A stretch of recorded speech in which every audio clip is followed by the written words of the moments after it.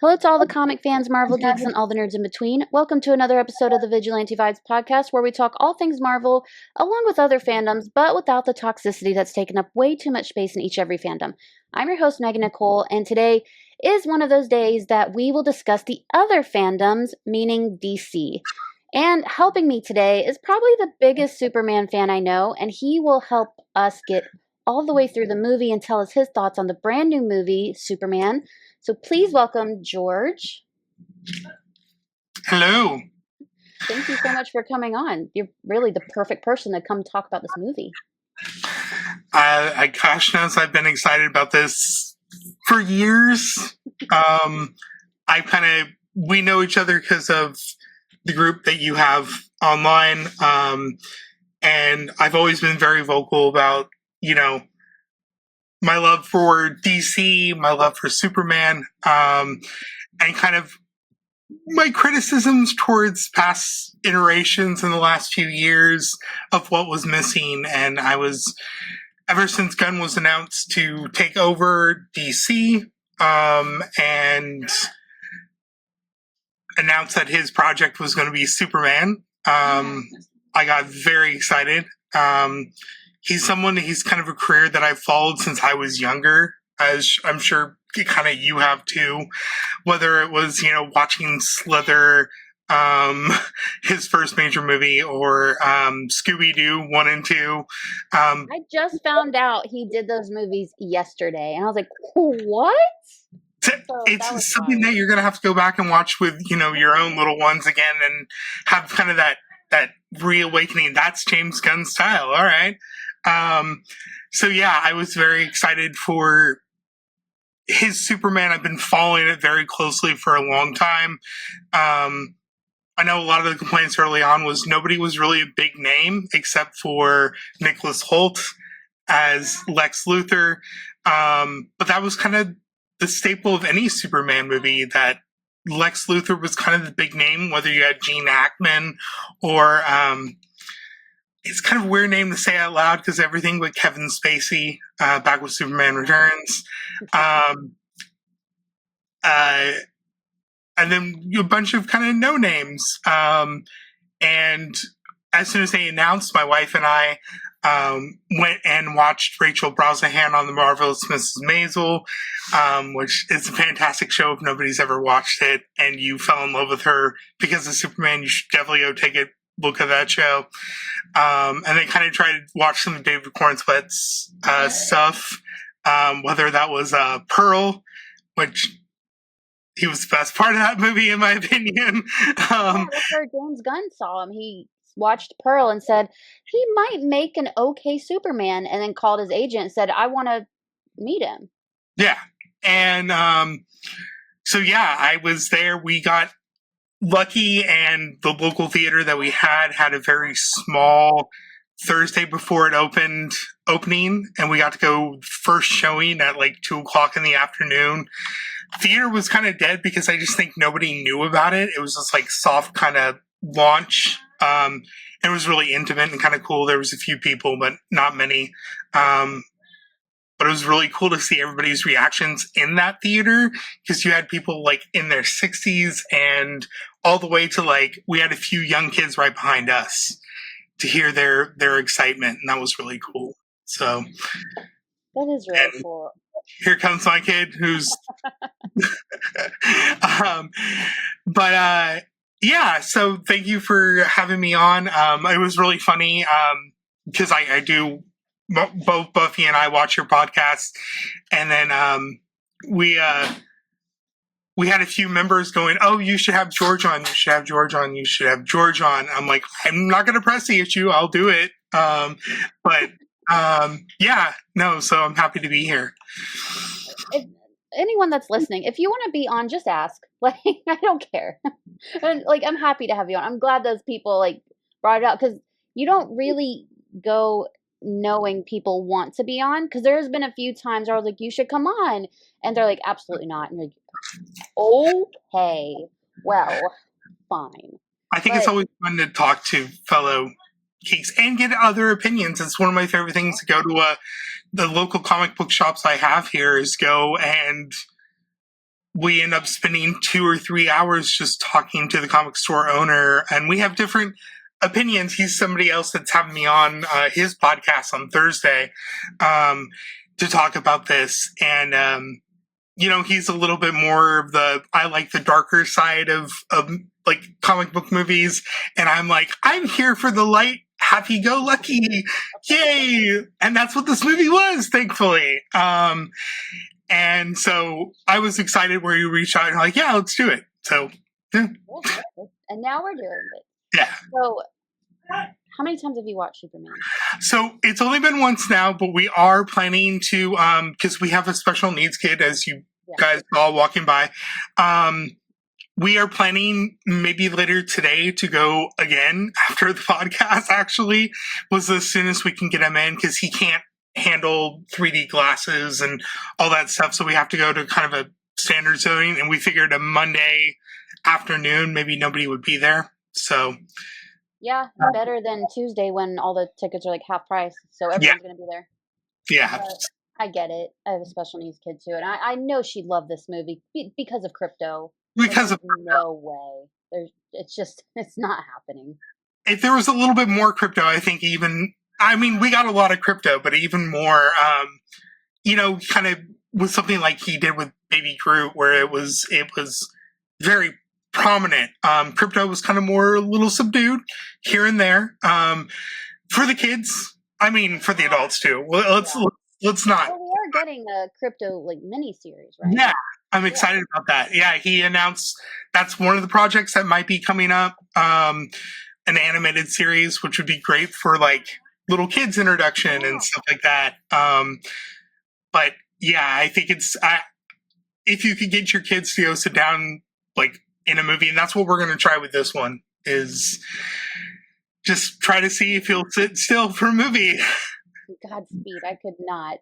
Because it's like you'll get there and you think it's going well, then it happens so fast. You know that. Mm-hmm. It goes downhill so quick, and you're like, we got to get out of here now.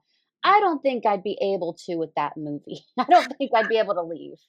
That was the thing, and I'm sure we'll get into this, but my wife and I, we bought all the popcorn. You can kind of see the popcorn buckets behind us stacked right now. And we sat down for the movie. I ate a little bit of popcorn during the stupid long commercials, and then I just stopped. Like, the movie ended, and I realized I still had a half a soda. I still had, like, most of my popcorn because I just was so focused on everything. And she's like, that's the first time you've never finished your popcorn. I'm like, I was too into the movie.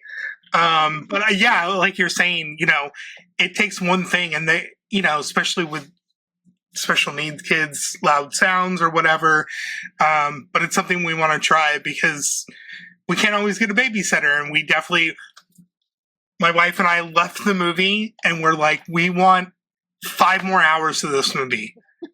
We want to spend time with like Clark and Lois in their apartment. That's one thing that she's all crazy about, is like pausing movies or TV shows. And like, what do they have in their apartment? What is this? What can I get? And stuff like that. But the way he did this movie is I wanted to spend time with more of these characters. Mm-hmm. When the movie ended, I felt like, even though it had been a good length movie, and it is, I wanted more. So we were already talking about how can we go back to see it again and again. And it's very rare for us being, parents and stuff like that, going to see the same movie multiple times. The last one I think that we did that for was The Marvels, because we love The Marvels. Obviously, anybody in the group knows that. But this is definitely one that we want to see multiple times, because the wait for it to be out where we can watch it over and over again is going to seem really long. It's going to take so long. And I know it. And it's going to take long because I want the blooper reel. I want the deleted scenes. I want whatever James Gunn stuffs into that disc. And it's going to be something amazing because it's James Gunn. Yeah, of course. All the Guardians of the Galaxy stuff is great. And I would be really interested to see, and that's, I'm sure we'll get into when we kind of break down certain aspects of the movie, especially with Act 1. And there was some problems I felt with Act 1, not like horrible problems or anything like that. It was like more pacing issues or editing. It definitely felt like stuff was left on the cutting room floor that I want to see. Or like a director's cut where it's even a little bit longer. Yeah, the gun cut. I don't think there will be a gun cut. There's never been a gun cut, but if he was smart, he would do it. He would pull that trigger because that play.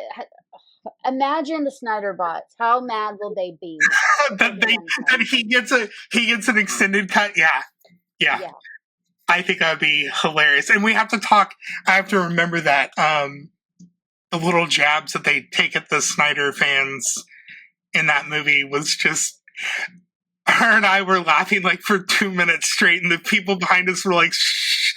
We just found that so funny for the people that know monkeys and all that.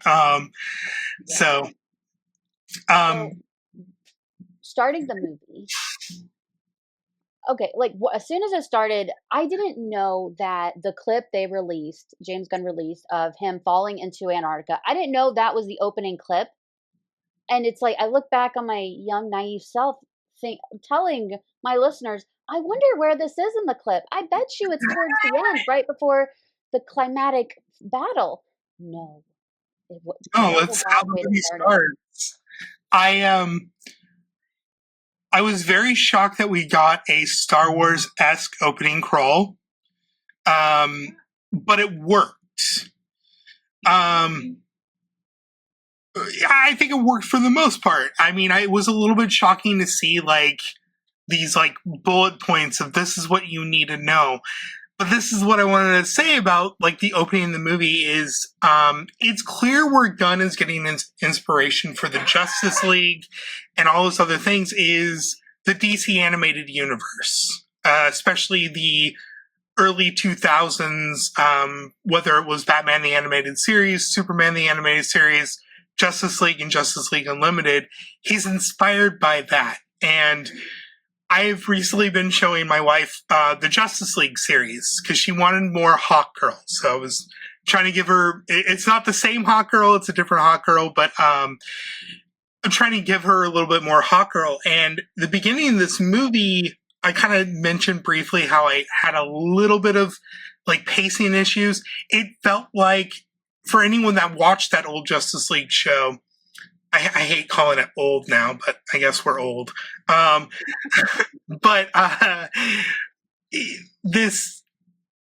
the Justice League shows were always broken down into part 1, part 2, maybe even part 3. The start of this movie felt like the part 1 episodes. And what I like about what James Gunn did, even though for some people it probably felt messy, was the Justice League show never treated its viewers as dumb. It's like you may not know these characters and know every aspect about them. In fact, rewatching the Justice League, we don't even realize because they never refer to the Flash as anyone other than saying the Flash. We know that it's Wally West because that's who it was during the time.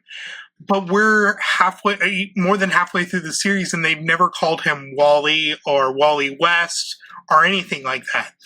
And that's the aspect I think Gunn has taken, especially in the beginning of this movie, is here's the basics of what you need to know, so you're going to get the bullet points. We're starting in medias res. We're in the middle of a story. Superman just got his first loss ever, according to the crawl. And we're going from there. And then all these characters are already a part of this world, and you got to kind of get caught up.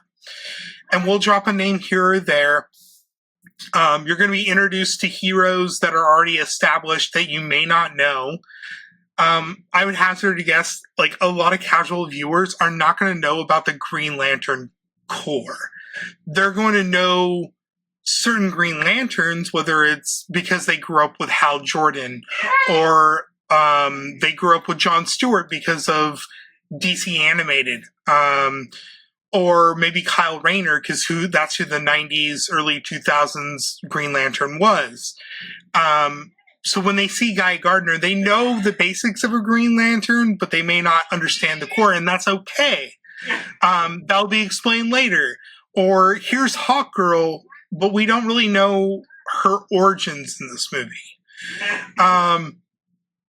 So that was kind of what my friends others were saying was like, it felt very rushed in the beginning. Something was left on the cutting room floor, and I get it, but I kind of like that go pace. I do too. I like that that's how he started. I like that we didn't get an origin story. Yeah. I like that he put us straight in the middle of an already established world with established characters that if you want to learn more about them, then you have to be at the movie theater to go get to know them, which I love that aspect. I like that it doesn't start slow because like so many do, except Snyder. He did a lot. Yeah. I don't want to crash on Snyder too much. I mean, I don't either. I'm a Snyder fan, but it's like, oh, the toxic fans of Snyder just make me want to hate him. I won't. I like him, but it's like, dude, you got the worst fan base of all time. He plays to it, though. He really does. He does. Oh, yeah. I think, unfortunately, Snyder put a lot of toxicity when it came to DC. Not just because of his fan base, but the way he tried to build his world. It's very apparent that he loved the darker stuff, the Frank Miller, which I've never been a fan of. I understand why it's popular. I own it. Like, it should be on comic book fan shelves, like The Dark Knight Returns, but to me, that's not DC. That's not what Batman was, really supposed to be. When I think Batman, I think detective. When I think Superman, I think hope. When I think Wonder Woman, I think compassion. And everyone in Snyder's movies, they blended together in this just dark, nihilistic, and I think that's that key term is nihilism. And I don't want that nihilism. And that's why I loved, within the first few minutes, you have that, even though Superman's bleeding and on the ground and bloody and bruised, within a moment you have this ridiculously adorable creature just come running up and just destroying him. And some of the funniest laughs I had in this movie was, especially dog owners or anybody that's been around a dog, or let's be honest, cat owners, know what it's like to have an animal that does not listen to you and is just maybe too excited to see you. But when he fell and it's like, okay, we're playing for keeps now. And then James Gunn interrupts it with that hopefulness of this dog dragging him across the Arctic to home again. And it's like you said, I thought that was going to be something at the end of the second act leading into the third act. And here it is in the beginning of the movie. And it was a good way to start it because we kind of establishes this hope, if you will. I'm going to use that word way too much. Because that's what Superman is, though. Yeah. He should be explained that way. And we get to meet, the Superman robots, one voiced by the incomparable Alan Tudyk, who at this point, if you're a geek, you just recognize his voice. And we get to meet Gary, who later gets to be called Gary. And Gary kind of gives us this origin story, if you will, as they're carrying him in. Like, this is what the audience needs to know if you really don't know Superman. But it's just like Spider-Man and it's just like Batman. I think the origins of Superman is so ingrained into us as a culture that we don't need to revisit it. It's kind of like, I think the benefit of whatever comes next, whether we get Wonder Woman, because we've heard Paradise Lost is coming. Sure. I don't think we need another origin story of Wonder Woman either. See, I'm going to disagree with you about everyone knows about the origin of Superman because James Gunn proved it last week or the week before when he said that the story of Superman is about America. It's he's an illegal alien who comes and is treated horribly, and everyone's like, "You made Superman into an illegal immigrant alien," and everyone's like, the people who use common knowledge, the smart part of their brain, was like, what are you mad about here? Because that is Superman. So I think a lot of people did kind of prove that they need someone to explain that to them, like a child. Unfortunately, I was thinking more along the lines as we know that he comes from a faraway planet, yada yada, Kansas, born and bred. And there were changes that Gunn made to his origin, and I want to get to that because I had a friend message me day before yesterday who we don't talk very much anymore because he's just busy with his life and I am with his life. He's like, did you see what they did to Jor-El? And he started jumping on this. And I'm like, whoa. Back up. Let's discuss this, my man. But you're right, because Superman holds a special place in my heart, too, because of his creators were both Jewish. And they were Jewish immigrants. And they wrote this story, and a lot of people have this complaint, well, if he was created by Jewish people, why isn't he Jewish? Well, because it wasn't okay for superheroes to be Jewish back then. But that allegory of the immigrant coming into the United States to rebuild who they are, you have to remember when Superman was created was the 1930s. And he really didn't gain in popularity that much until around World War II as it was. It's always been... Kids, comic books have always been political. I hate to break this to you, but they've always been political. Whether it's Superman, whether it's Green Lantern, whether it's Spider-Man, or definitely the X-Men, they've always been political. I know, right? Yeah, and right. The X-Men, if we had the backlash for Superman of how... We're cooked. Yes. When it comes to X-Men, just wait till what we have to deal with. Like, X-Men is so woke. Like, X-Men have always been woke, my man. That's their thing. Like, yeah. They've never claimed to be anything different. Even their villain, even the biggest guy who's all about killing them all, who is Magneto, he's cool killing the whole human race. He's woke too. Like, yeah. That's their thing. So, I get what you're saying, and I think in that aspect you're right, is we have these people that want to put their head in their sand and like, this isn't what the story is about. Don't make this political. But it is political. I mean, that's what stories are. Even back to ancient Greece, like those gods, which I'm bringing this up because comic books and Superman and comic book heroes, they are our modern gods. There are God stories, and we some of us worship them. I mean, in quote unquote ways. I mean, if you look behind me, you see Green Lantern stuff. You can't quite see all my Superman stuff off the side. You see our like signed Captain Marvel Funko and stuff like that. We worship these characters because they show us how to be better in a world that is not better. And that's what this movie was about.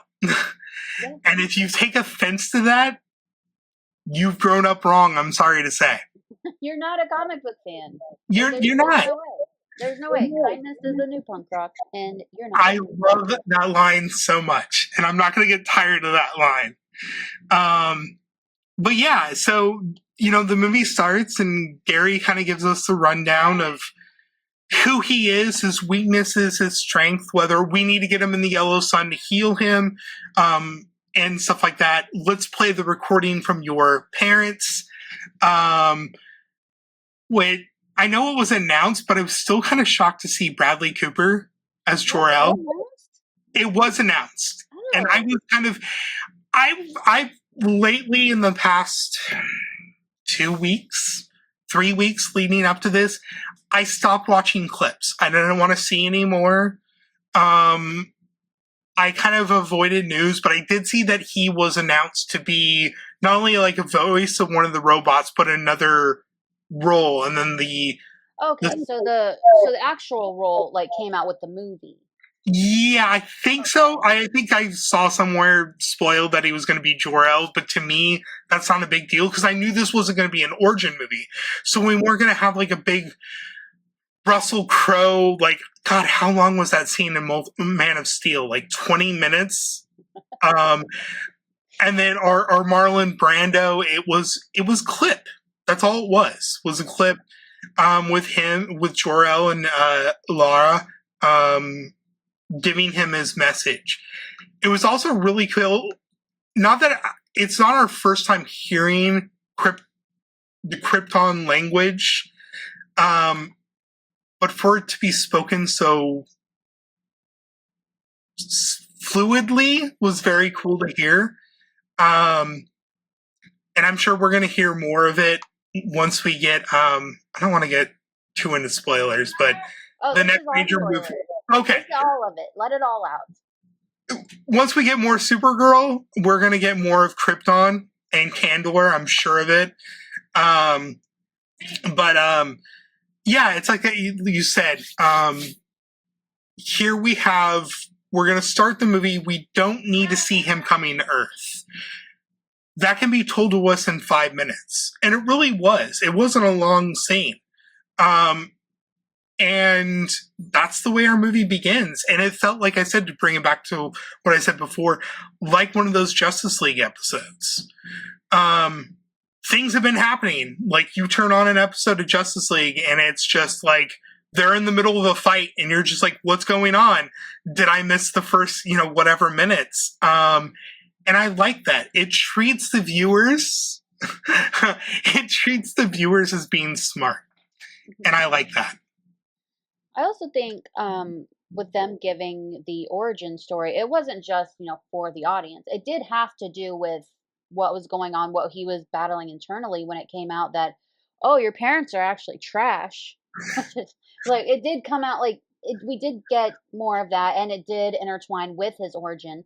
So it wasn't like, here, audience, just so you're aware, but it played into it. So I think that was handled very beautifully. And that was one thing, I guess, since you brought it up, the twist that Gunn throws is Jor-El and his mother, Clark's mother, birth mother, I should say,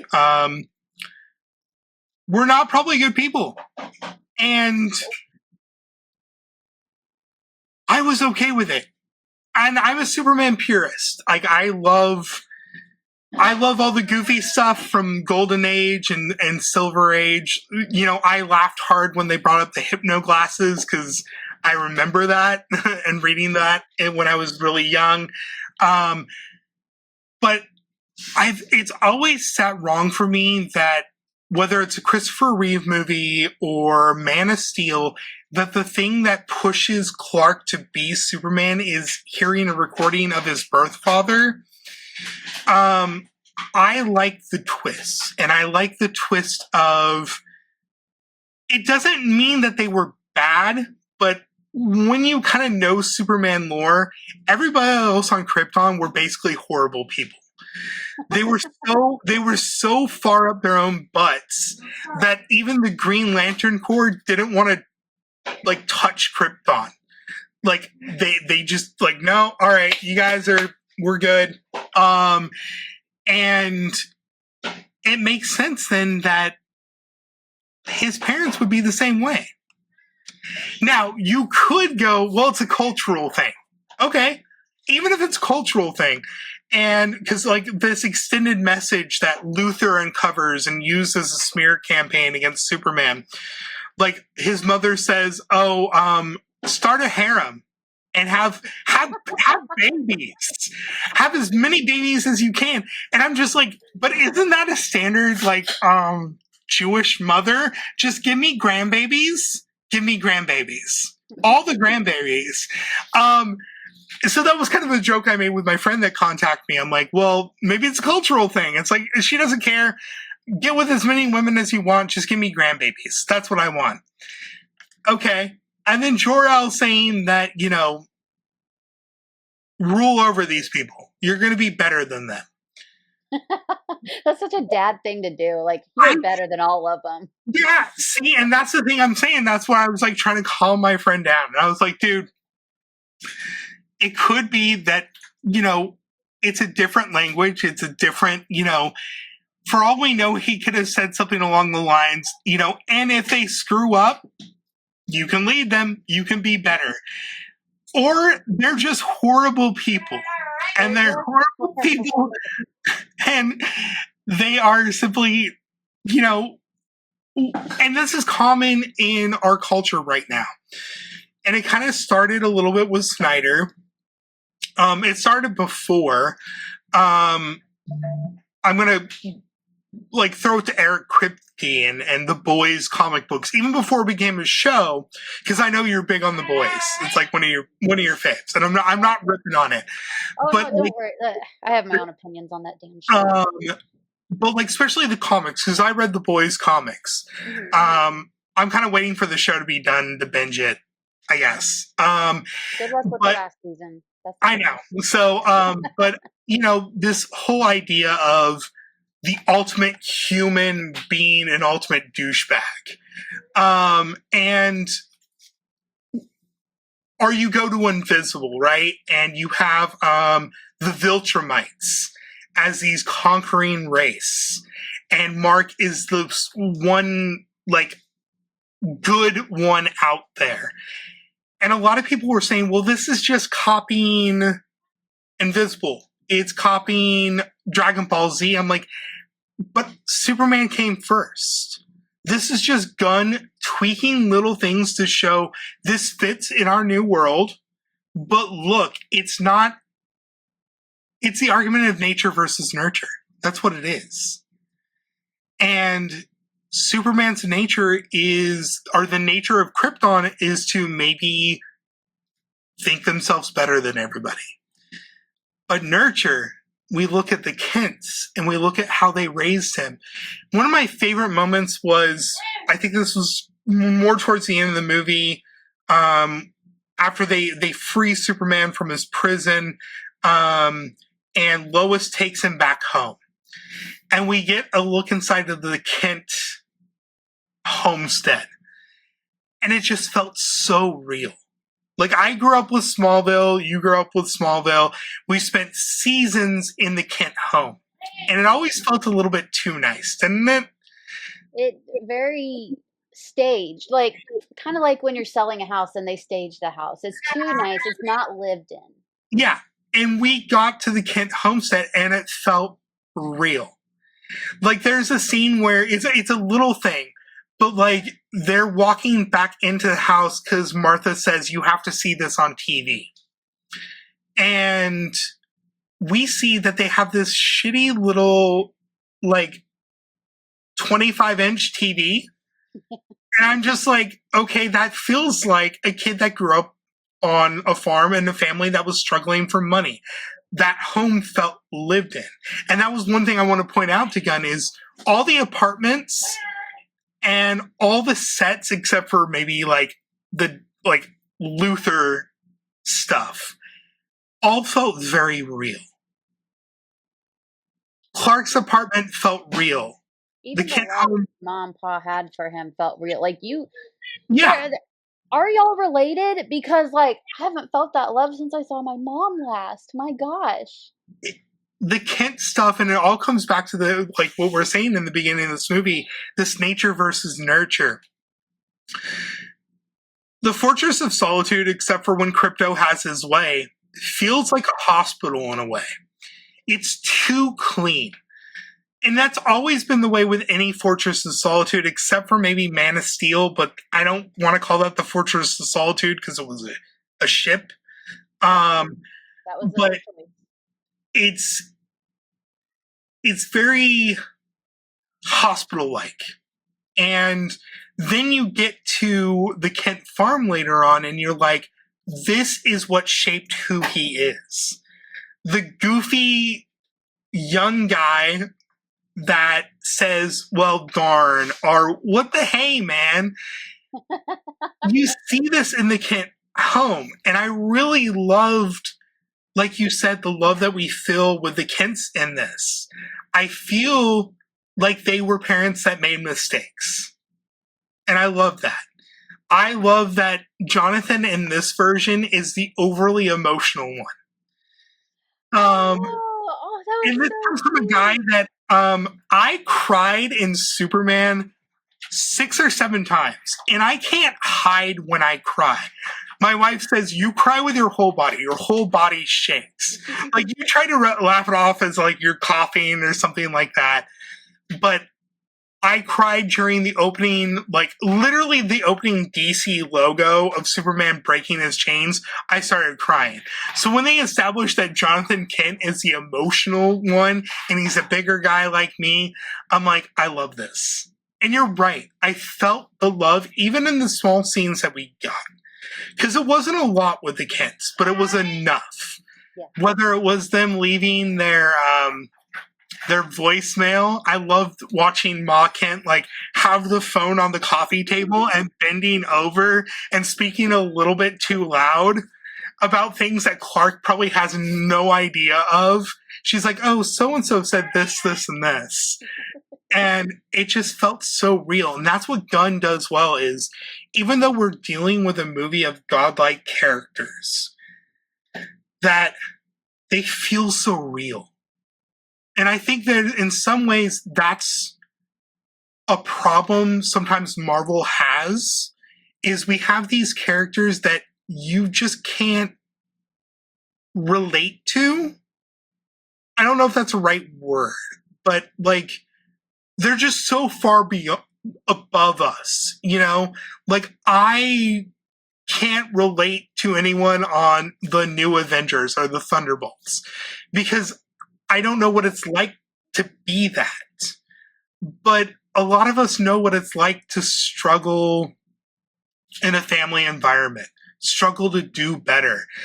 I have I have a wife that she looks at the Kent home. Hey,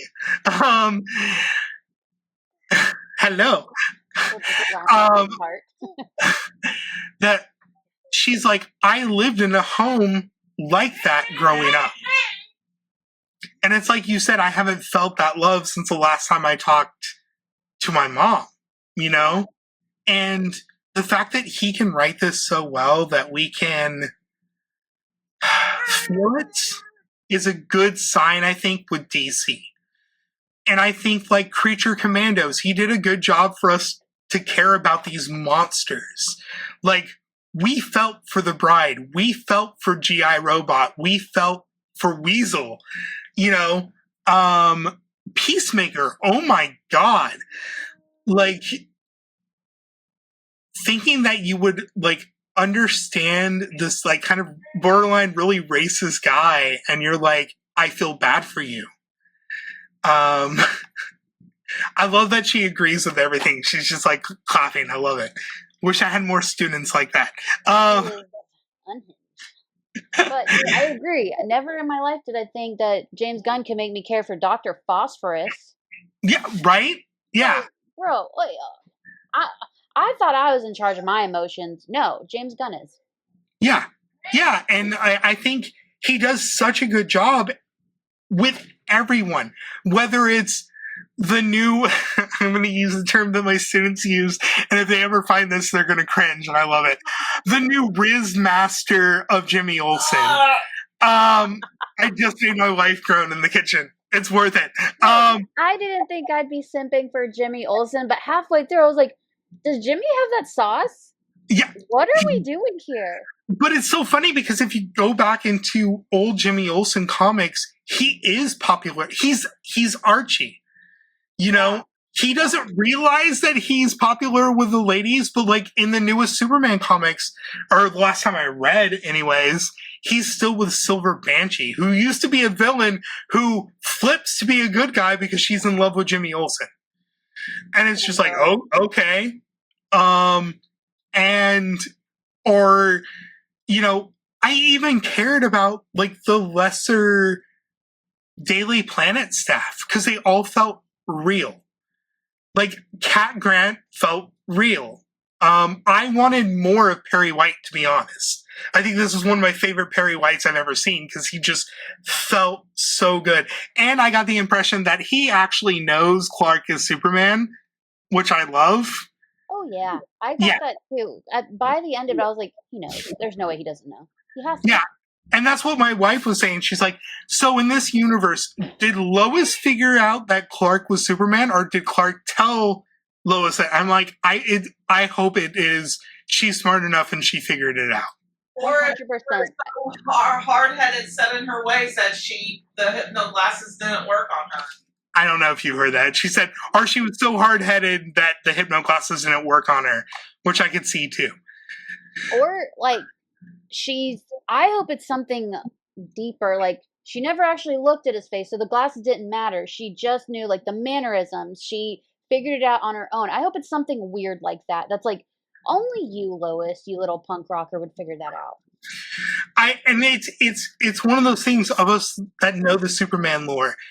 We want even more of these characters because they felt so real. Like in Gunn's universe, is there a Lucy Lane?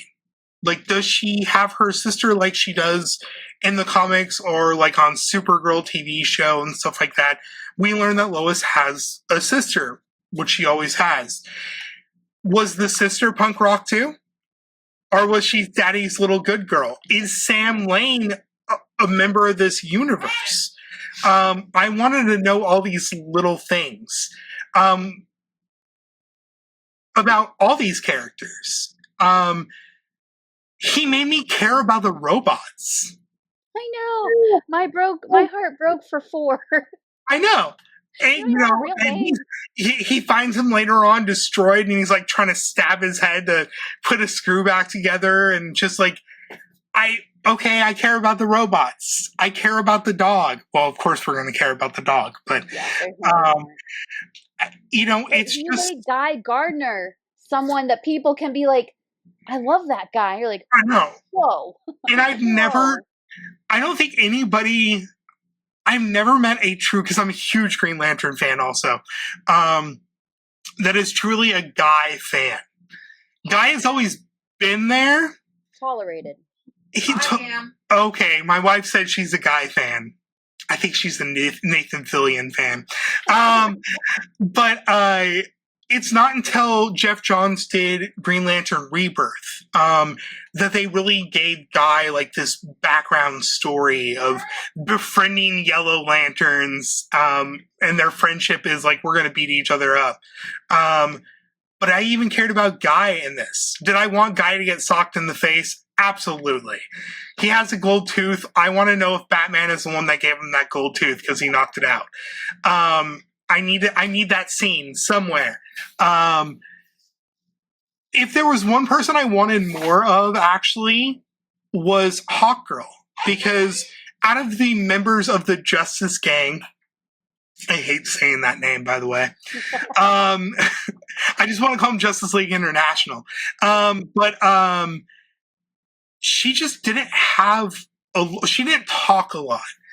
She was there and she did stuff. But I wanted more of her sass because Isabel Merced played it so well. But it goes the way Gunn writes.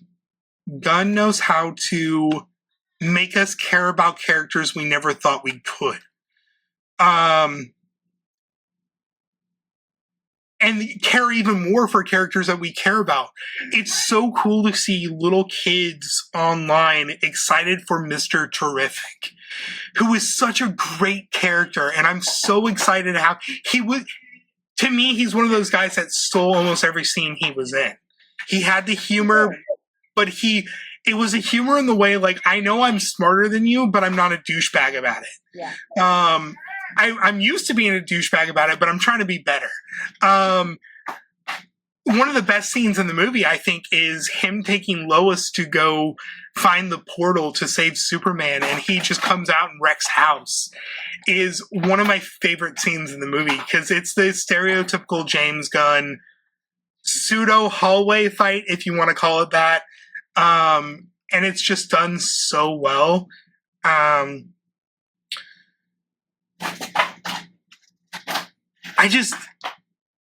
It's one of those things where the movie ends and I just want more of every character. Which is great because it's being reported that Guy Gardner and Mr. Terrific are getting their own spinoff. Even Which makes possibly me Jimmy think, Olsen. yeah, which makes me think, like, what are they cooking for Hawk Girl? Because Yeah. I want to see more of her. She Yeah. reminds me of the Hawk Girl that was in Axelrod's Jadzia Axelrod's run, and I thought it was perfect. And we know that she's Kendra in this. He let us know that, like in the Justice League series, it's not Kendra. It is the Shiara, where she is the alien. Where Kendra has a really kind of tragic backstory. You know, this is a young woman that took her own life, that gets possessed by this alien entity that is eternal. And I want to know the troubles she went through. And I think we will eventually. But that was for the comic fans. The casual viewers aren't going to know that she has a tragic backstory. They're just going to know that she's kind of this badass, you know, I'm going to chew gum and call you out on your shit and then hit you with a mace. Character, and her battle screech cry, if you will. I've heard some people online like complain about it. I thought it was so cool.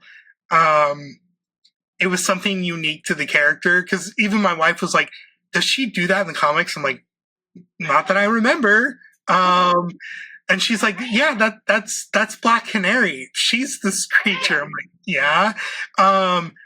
But it goes to the fact that, as well as Gunn is writing this in a way that if you are interested, go pick up the comic books. And we need that in 2025. We need people reading. And I would hazard to guess that sales, it'd be interesting to look in a few months how DC Comics sales have hopefully skyrocketed for new readers, like, you know, your little ones wanting to pick up, you know, a young kid's book about Hawkgirl or Superman or Supergirl or something like they that. have some of those characters for Free Comic Book Day that we got for kids. Yeah, and I think that's great. And but I think we're kind of going off on this thing. We want to talk about the movie, so and we only left off the beginning. So we're introduced, you know, he gets his butt kicked, and we're introduced to this idea that Luthor is already pulling the strings. This is the first time since I think Michael Rosenbaum's Lex that Lex has been nailed. Like, I'd go farther to say that I think he did better than Rosenbaum, because it. You too. I just, right? Yeah, He like, made me feel every emotion. At the end of it, I was like, he had no right. mm-hmm. I did not expect any of this. Nicholas Hoult, who played Beast in the X-Men, like, what an underrated actor. Oh, the dude is like, and that's what's and I mentioned this at the beginning. It's always been Lex Luthor is kind of the biggest actor in these movies.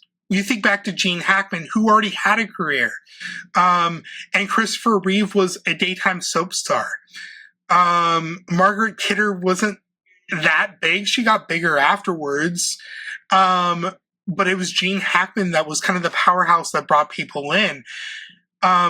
Superman Returns, we had Kevin Spacey, who at the time was a very, very, very big actor, and people liked.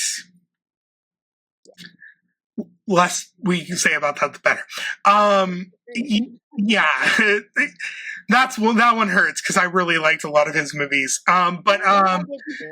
Yeah. So Nicholas Hoult has been this powerhouse for a long time. And I was very skeptical because our last Lex was not good in the Snyderverse. There's no redeeming factor to that Lex at all. I'm sorry. And I know that you're a Snyder fan. I like Snyder. I'm a Snyder fan, but that was like, you know, Jesse tried his best, I think, but it seems like he's the only one that tried his best. They didn't give him much of anything there. Yeah. And again, we grew up on Smallville, and Michael Rosenbaum, we saw evolve into this evil-esque character, but it was in a way that we spent too much time with him where he was a good character where we couldn't really buy necessarily the evilness. We just wanted the Lex back that we knew. The one from the start of the series. I know that on Superman and Lois, they brought in a Lex. I kind of gave up on that show as a Superman fan because it was too much CW drama for me. And I couldn't, with the kids, I just couldn't. I cared about Superman and Lois, and that's what the show was called, and it wasn't about them. And it bothered me. Maybe one day I'll go back. Yeah, I'm a huge Flash fan, and I had to give up on the Flash because, like, it was very CW. Very CW. I gave up on the last 2 seasons too, so you're not alone. Yeah, it's just, I got enough to know that Grant Gustin is my Flash forever. Yeah, for sure. Plus, he's a good dude, or so it seems. I hate 2025 saying he's a good dude, and then 2 months later we find out somebody may not be a good dude. So, but he seems like a good dude, and I really like Grant. But this Lex, we're introduced to him, and the way Gunn writes him, he's the smartest dude in the room. We see it right away.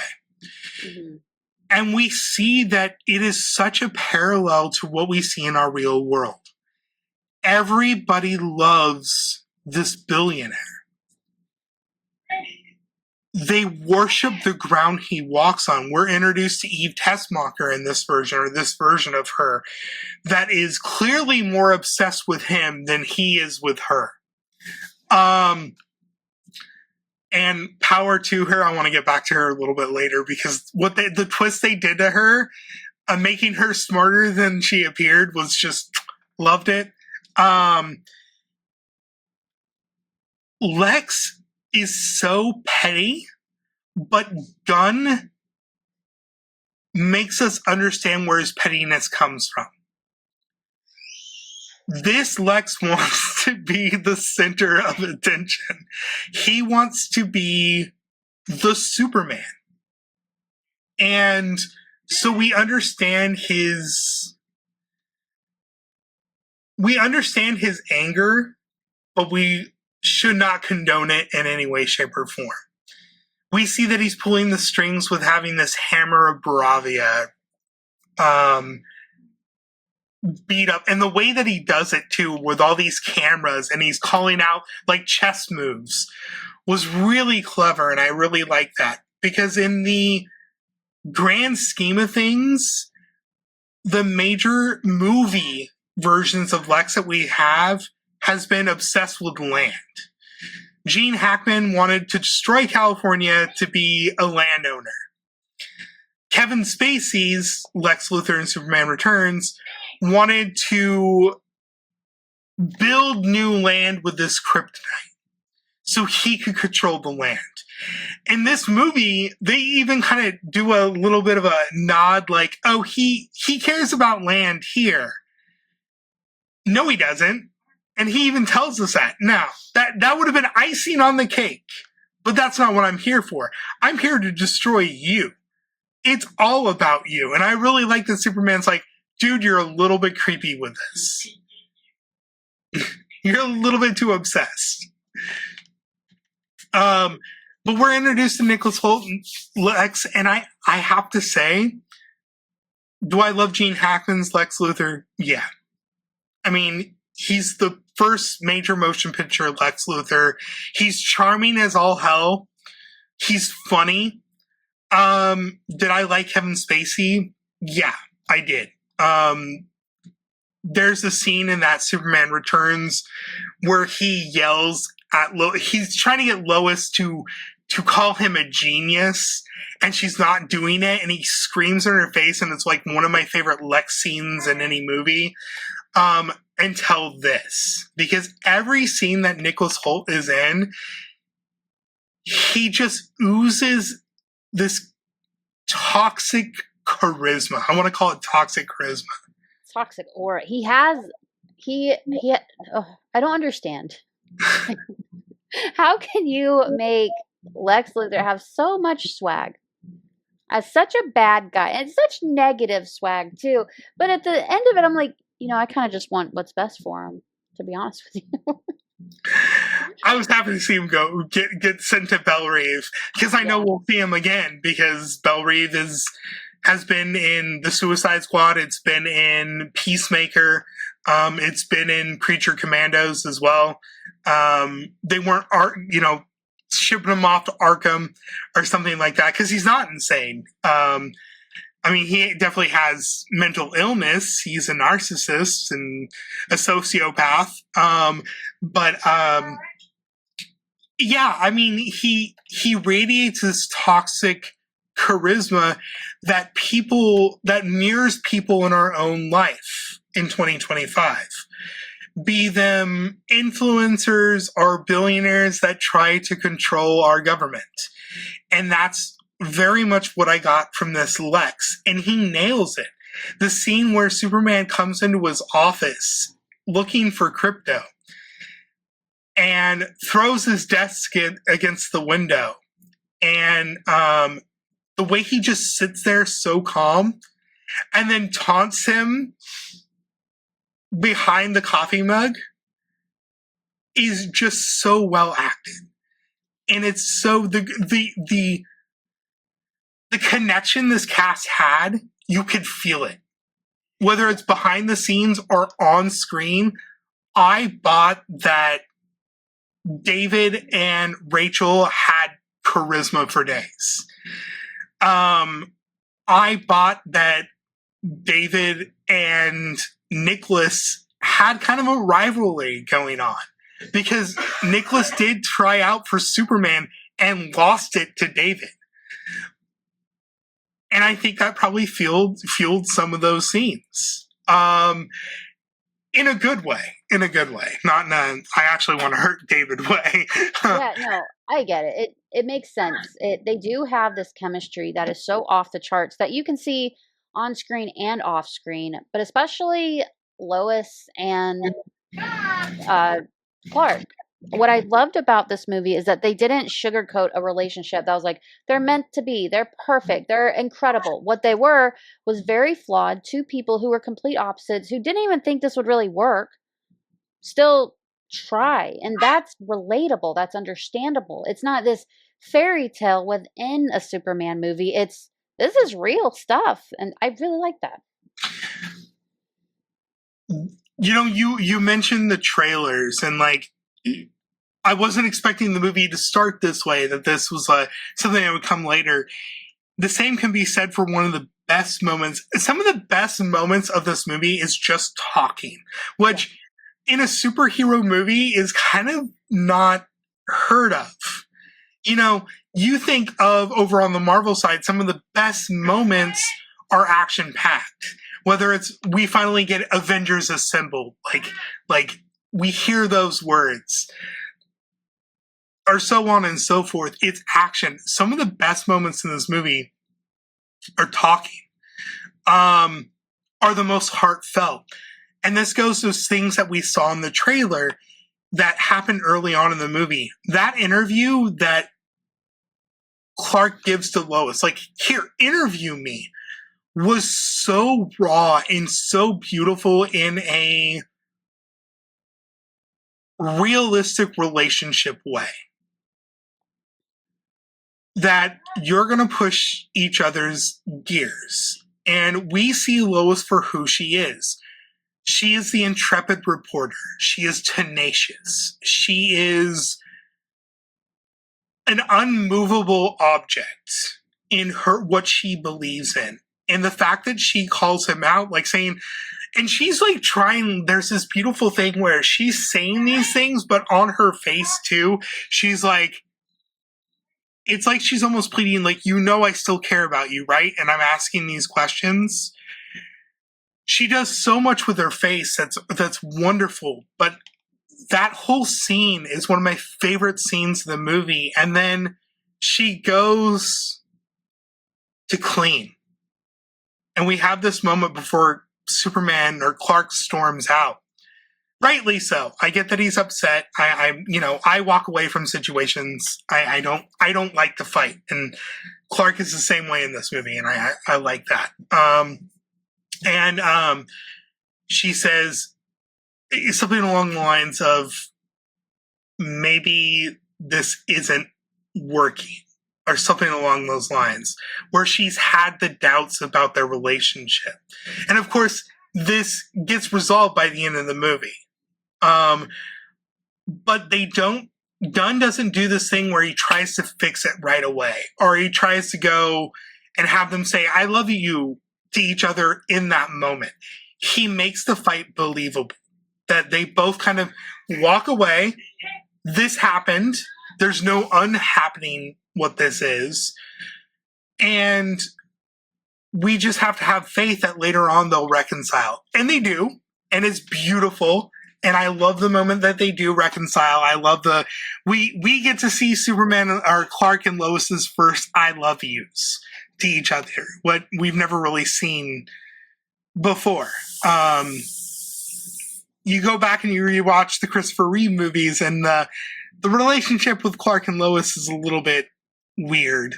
It's old Superman style, where she clearly falls in love with Superman. Here, I believe that Lois fell in love with Clark first, and the Superman, she's going to call him out on his flaws, and I appreciate that, and I appreciate that it came so early in the movie too, because it shapes what he does in the rest of the movie. He hesitates at times.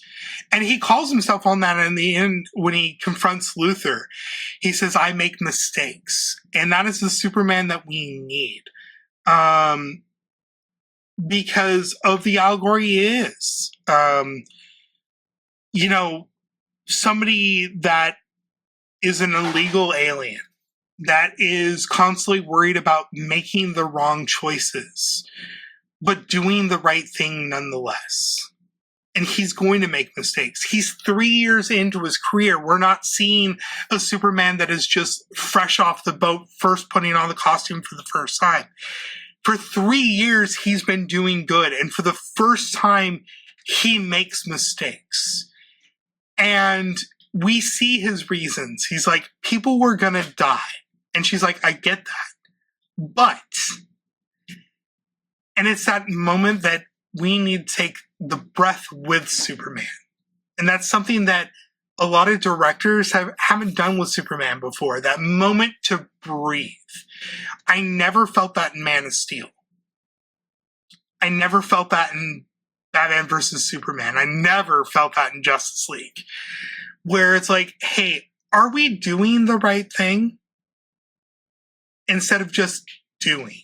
And I think that message of that scene where Lois is interviewing him, there's some humor in there. I like their little banter of, you've come out under a lot of heat. And he's like, it's been a lot. Yeah, it's been a lot. It was really cute. Or the fact that she brought up social media and then knew what buttons to push. Just like any good significant other, be it a wife or even a husband, knows what buttons to push. She uses that's what was it, super jerk or something like that? Super shit. That's what it is. Super shit. And he's like, I don't like that. And we realize that he doesn't like it because he doesn't like language. And it's just those buttons that she knows how to push. And it just shows you that Gunn did his homework. He understands who Lois is at her core. And she has always been, she's never, since like the 90s, she's never been the damsel in distress. She's always been the one to stand on her own 2 feet, to ask the tough questions. And he understood that, and he showed us this and this idea of her being punk rock. I love that whole, I know you brought it up in the beginning of this, but that whole conversation of punk rock. And he's like, Clark's like, no, I'm punk rock too.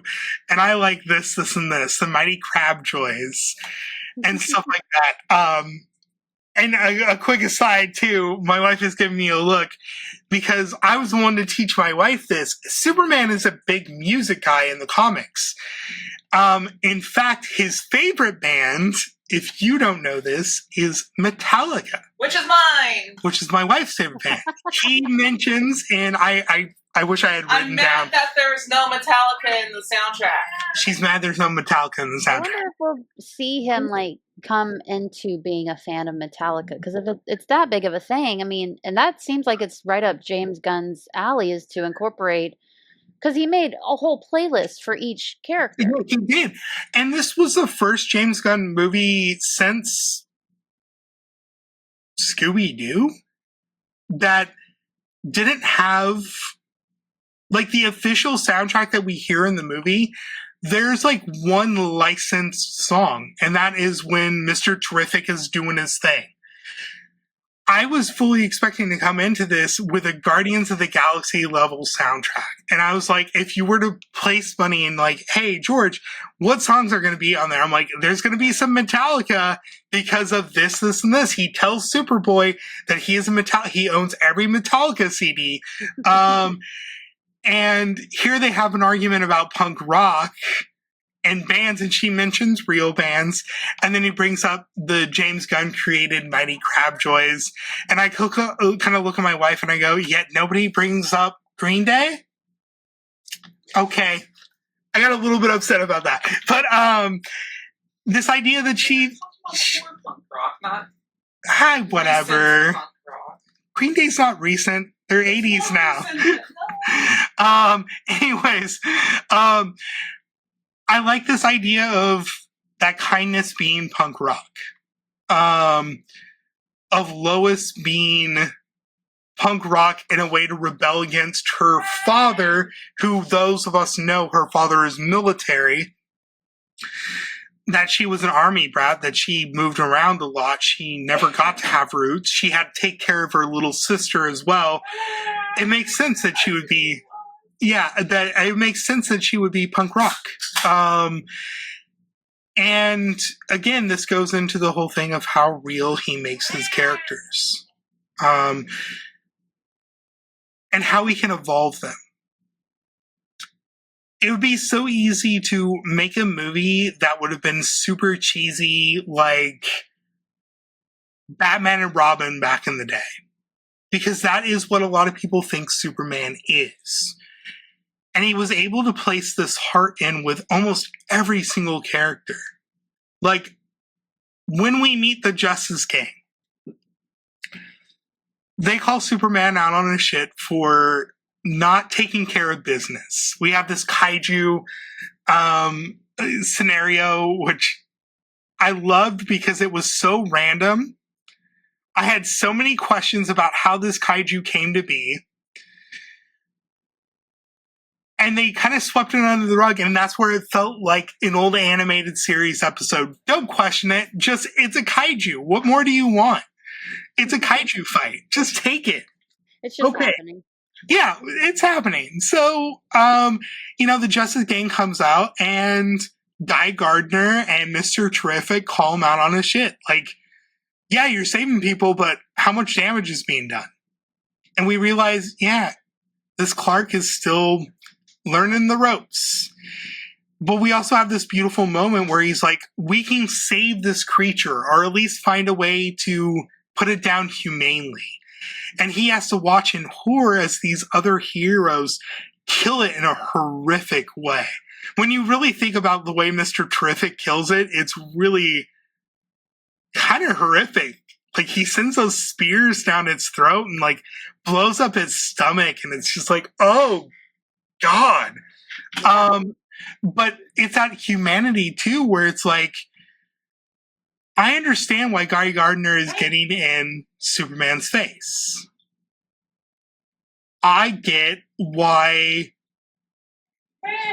Hawkgirl just wants to go back to wherever she hangs out. She's done with this. Like, whatever, right? This is clearly an everyday occurrence for her. Or Mr. Terrific, like, basically telling him, you gotta be smarter. And then you realize that this is somebody like Lex that is always the smartest one in the room. Because we haven't met Batman yet. We know Batman is around. We saw him in Creature Commandos. Okay. That flash of taking down Dr. Phosphorus. And we know that Batman is always going to be one of the other smartest ones in the room. But it's this humanity that he gives the other heroes as well. And that's where I want to come into talking about a lesser known hero, and that was Metamorpho.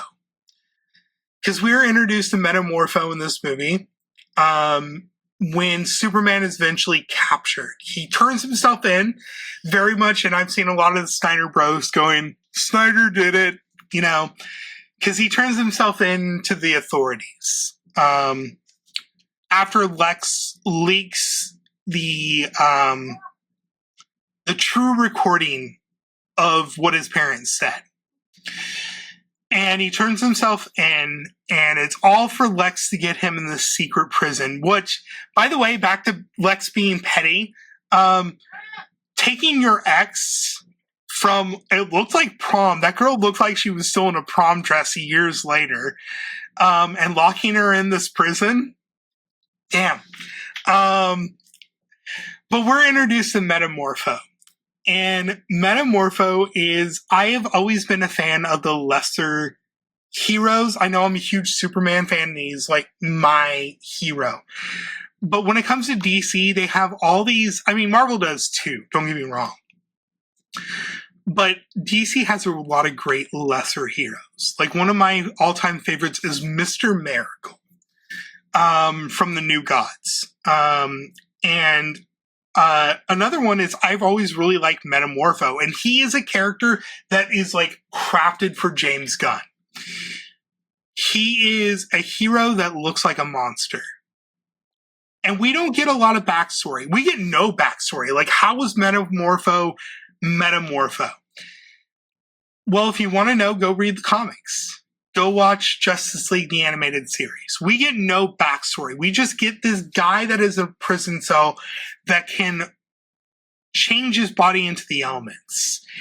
And he's used to torture Superman because he can make his body into kryptonite.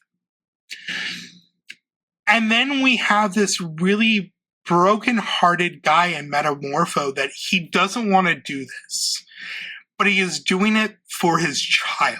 And we learn that he has this weird-looking creature baby that is literally situated in a cell across from him that he has to watch have a gun to his head every single day.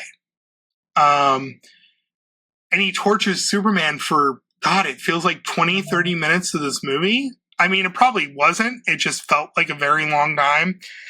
And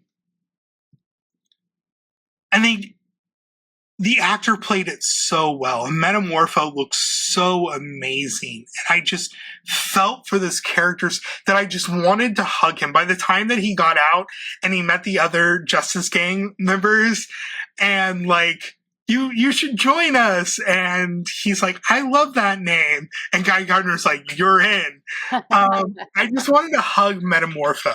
Like, he was just this character that I was just... And I don't think we've seen the last of him. No, I don't think he was a one-off. I think this is a character Gunn has waited to use because he is that lesser-known character, and that's what Gunn thrives at. He takes the Guardians of the Galaxy, who, up until the movie, were honestly lesser-known heroes in Marvel Comics. They didn't have the presence of the X-Men or Spider-Man or Daredevil or the Avengers, right? They were there, and they sometimes did things. And then he got it, and they became popular, and their books sell well, or they used to. I haven't checked recently. Metamorpho is one of those characters that I think is designed for him. He took the Suicide Squad, and he made us care about Peacemaker, who Christopher Smith has always been a lesser character in the cartoons and in the comics. He brought in Bloodsport, and we cared about him. Like, what? And because we were establishing the Suicide Squad, sorry, that Superman was already a thing because Bloodsport nearly killed him. I would be happy if we saw that flashback now. Possibly. Maybe in animated form. I think it would be interesting. What I like about this movie was he introduced all these characters, and a lot of people were complaining, or some people were complaining online. Not a lot of people. Actually, there's been a lot of love for this movie. If your listeners are wondering, like, even within not just our group that you run, like, there's a lot of love. I mean, sure, we'll get comments of somebody calling it crap or something like that occasionally, whatever. Edgelords will be edgelords. But outside of our group, there's a lot of love for this. And I get some of the complaints that others are saying that there was too many characters. No, there weren't. You dealt with it with Guardians of the Galaxy. You can deal with it here. It was rushed in the beginning, I felt, because he was like trying to get all these characters on screen. We met the Justice Gang within maybe the first 30 minutes of the movie, maybe 40. We met them early on. And then he establishes the characters. He builds the characters. We learn for the first time that the Green Lanterns, at least in popular media, those that don't watch cartoons or something, have an oath. We didn't get to hear Guy Gardner tell us what the oath is. He says, we are of the cloth. I love that. We are the cloth. But I also love that this Superman is really trusting too. Because it comes to find out that the Justice Gang all know who Superman is. Even Guy Gardner. Which, okay. I can understand Mr. Terrific knowing, but this Superman is kind of unlike other Superman that we've had before. He is the opposite of the coin of what Snyder did. Snyder made his Superman very close to the belt. Like, I honestly don't even know if I felt like he fully trusted Lois in those movies. He's even more trusting in some ways than Christopher Reeve's character was. We saw it wasn't until the second movie that he really struggled with telling Lois who he was. Here, Superman and Lois Clark and Lois have been together, I think they said, 3 months?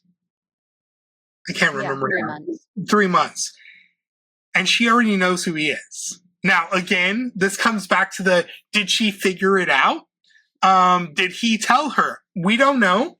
But 3 months into a relationship, it's also interesting because we get to see the first, like I mentioned before, the first I love yous.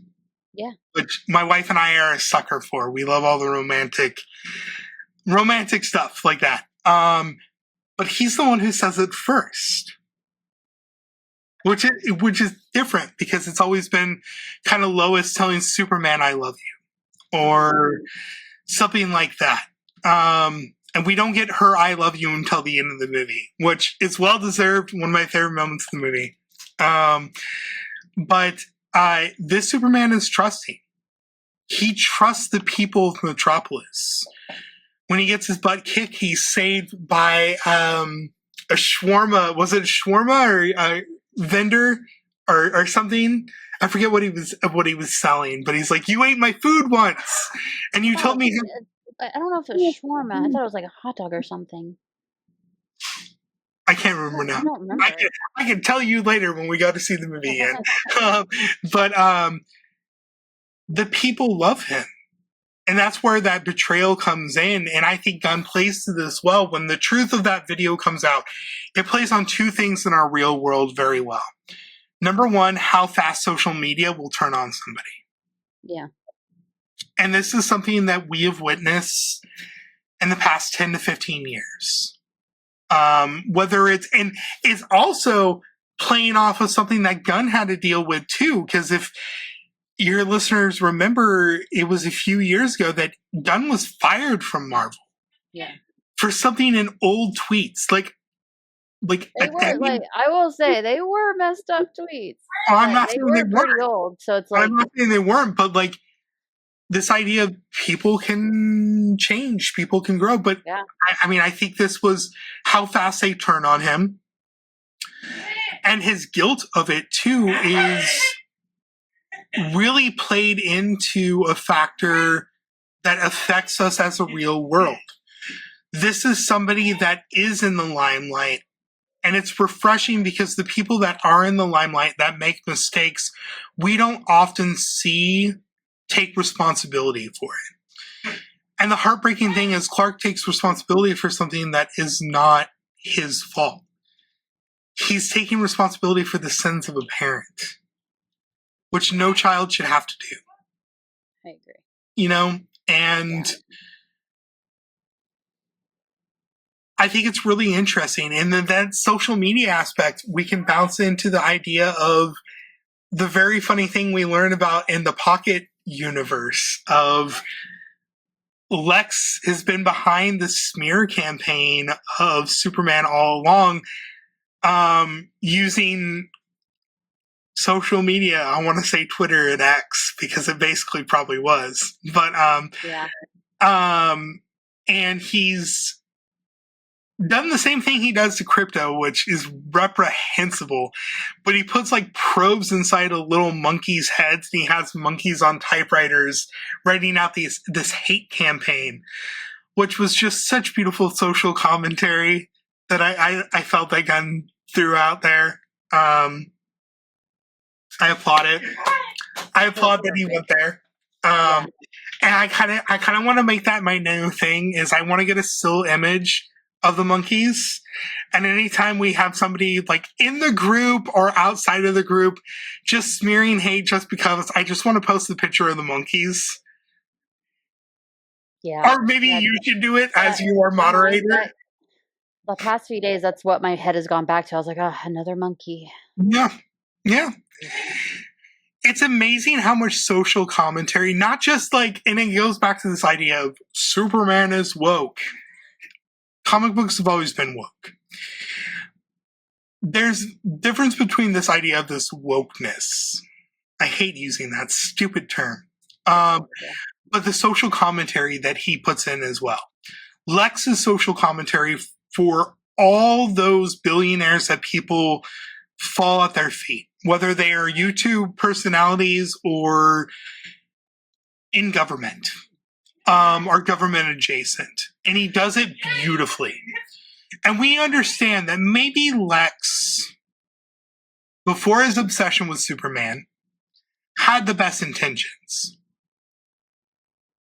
Sure. Lex says, I wanted to make Metropolis better. I wanted to make the world a better place. And then he comes along. And they look up to him. And then you just see that you are so toxic. And I feel like this is Gunn laying the groundwork of, yes, Lex is a horrible person, but eventually I can show audiences where that horribleness came from. Maybe I'll introduce his father later on, kind of like Smallville did. Like, we understood where that Lex was coming from. Lionel Luthor was a horrible, horrible person.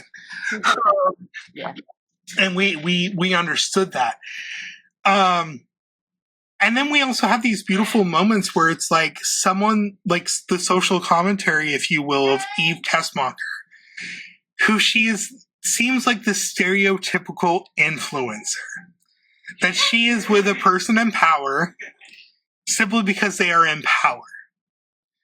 And then it comes along later on that the one person that she thought treated her right was Jimmy Olsen, who we learn has not treated her right, that he's flawed too. He put up boundaries. That girl's obsessed. Put your boundaries up, King. He also did put shrimp toes in his phone. You know what? If she has those, Monster. Where's the lie? Monster toes. Monster toes. That's right. Monster toes. I'm mad they didn't show us. I feel like there's some people out there that would want them to be shown, but so fast. I just really love that they did. So in the original Superman movie, that's where Eve Gasmacher comes from. She too helps Superman. She has that moment where it's like, will you save my mother? And then she kisses him before she takes off the kryptonite and all that stuff. Here she turns over state evidence, if you will, to Jimmy Olsen. And he gets it all and he thinks it's just a bunch of selfies. And he's like, God damn it. And then you leave it to Lois to kind of like she takes her phone and turns it sideways and zooms in. She's like, wait a second. We realize that Eve, and this is up James Gunn alley, and it says commentary that maybe some of these girls online that appear stupid aren't as stupid as they seem. She's been laying the groundwork to betray Lex if he ever hurts her. And there is a moment in the movie where he throws a mug at her. And as soon as that happens, my wife is next to me in the theater and she hisses and she's like, oh, and I'm with it. I'm like, leave the guy. And she does. She turns this all over to Jimmy, and it's everything they need to incriminate Lex. And really, it's not Superman that does Lex in the movie. It's Krypto, and it's the evidence. It's Jimmy, and it's Lois. And I love when they're going to help and they're in that T-mobile or whatever he invented for this movie that Mr. Terrific uses. Yeah. That garage door scene makes me laugh. I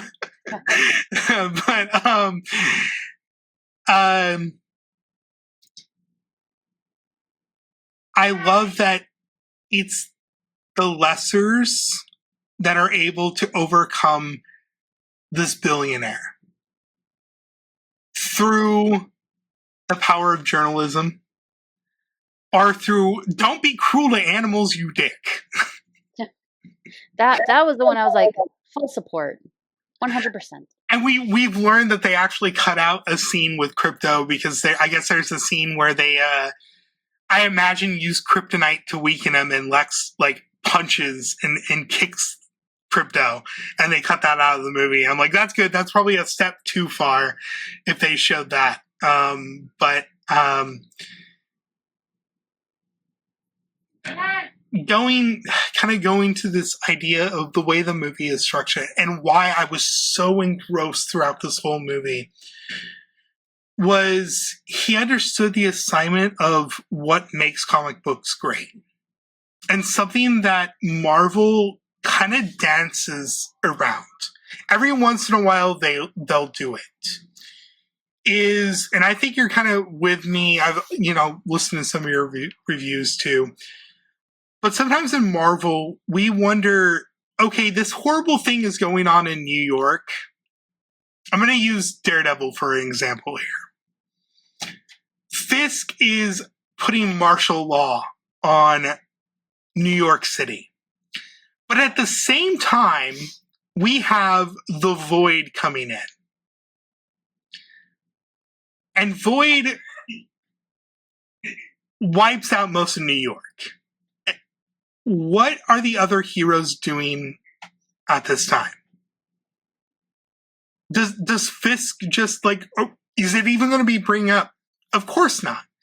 Marvel's never brought it up. It took them years to bring up the giant celestial god in the ocean. They wanted us to forget about that so bad. They did, and we didn't. But Gunn showed us that these characters are all intertwined in some way, shape, or form. That there are other heroes in Metropolis. And when shit hits the fan, they're going to show up. Now, are they going to be a good team? Probably not. I feel like the Justice Gang is not really a good team. In fact, one of my favorite moments is where we go to Clark's apartment and Lois confronts him, and outside of his window, we see the Justice Gang fighting something. And us comic book fans, we thought it was the Sun Eater from Grant Morrison's All-Star Superman, because it looks just like that. And we have a great moment, an Easter egg moment, where Lois looks out the window and she goes, "Aren't you going to help them?" And Superman is exhausted and he's tired. And he goes, "Nah, they got this covered. It's just an interdimensional imp," which I squealed because that means the Justice Gang were dealing most likely with Mr. Mxyzptlk. And I feel like that was a nod from Mr. Mxyzptlk. And I was very excited about that. Because we know that James Gunn likes those lesser characters. He's already mentioned that he loves Bat-Mite, which is the Mr. Mxyzptlk version of Batman, if you will. So that was a nice little nod, but it's going to show us that, especially in Metropolis, Superman isn't always needed. And he knows when to step back and let police handle it. Let firefighters handle it. Let the other heroes handle it. And unlike Marvel, we see what kind of is going on. And I hope Marvel kind of sees this and does a little shift. I'm not trying to rip on Marvel, but it was nice to see this moment where in the background we saw other heroes doing their thing. Did we get to see that full thing? No. But on Daredevil, if the city is on lockdown and martial law, it would have been nice just to hear a thwip in the background. Or see somebody webbed to a wall. Did we have to see Spider-Man himself? Well, No. that's Sony though. Like that one I can't. I really get them. know. It's such a trashy situation, but that one I was like, there's no way. I know. But here we got to see that moment. And that is, I mean, there's no rights issues per se. So it was very cool to see this moment of other heroes operating in this city. And we know because of some Easter eggs throughout that he also did his homework. He told us in an interview, or I listened in an interview, that there are no real world counterparts, or there are no real world landmarks in his DC universe. There isn't a New York. Their New York is Metropolis. Yeah. And right across the bay, because we saw on the highway scene that there was a sign for the exit for Gotham City, which in the DC universe is across the bay of Metropolis, which is very cool that he realized that. So we know that, we know who's in Gotham. And we know that he's coming. Is DC going to have some messy stuff? Are we going to have Elseworlds, like Matt Reeves' Batman movies, which are the first one's fantastic? Are they going to be the mainstream Batman movies? No, unfortunately, unless he changes his mind. But we know that Batman is alive and well in this universe. We saw a glimpse of it if anybody watched Creature Commandos. Yeah. We know because of the opening crawl of 300 years that for 300 years, superheroes, metahumans have been a thing. Lex establishes that other metahumans don't bother him. It's Superman. And I think that's what made me, one of the other reasons that made me so happy with this movie was it felt alive. See, with Guardians of the Galaxy, it felt alive, but at the same time, it didn't feel connected to the other movies. At least not right away. Yeah, I agree. It felt like the universe was alive and well. But by the time of Guardians 3, my question became where's Carol Danvers? Haven't they heard of all this? Well, obviously they did because they talked to each other during Avengers and stuff like that. But Gunn made Superman's universe and the DC universe feel alive. And it felt alive not just through the major characters, but the average Joe Smo on the street. The people on the street felt real. The fact that he had Superman save squirrels. Yeah. Which was adorable. or use his super breath to blow away a dog so a dog wouldn't get hurt. Are the fact that Lex kidnaps this street vendor and murders him in one of the most brutal scenes in the movie, in my opinion, where he blows that guy's brains out in front of Superman, and Superman can't do anything, was such a powerful scene because you felt for this character. That is a throwaway, should have been a throwaway joke character. And he becomes so much more. And I love that. That's even a step further than we got in Guardians of the Galaxy.